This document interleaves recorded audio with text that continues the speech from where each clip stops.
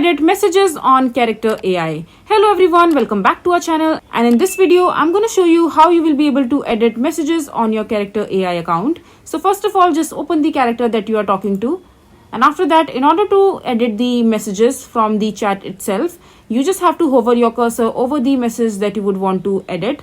For example, I have sent this particular message to this particular character that I was talking to. So in order to edit this particular text that I have sent for this particular chat, just hover your cursor over there, and after that you will be able to see this pen icon which says edit message. Just simply click on it and you will be able to see the edit option right there, right in front of you.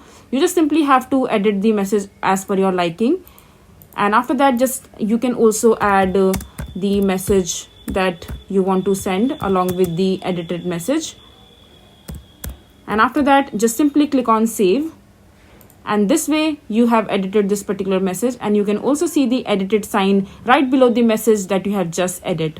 So this is basically how you will be able to edit messages on Character AI. I hope you find this video to be helpful. So that is it for this video. If you find this video to be helpful, make sure to hit that like button and don't forget to subscribe to our channel for more such informative videos, and I'll see you the next time.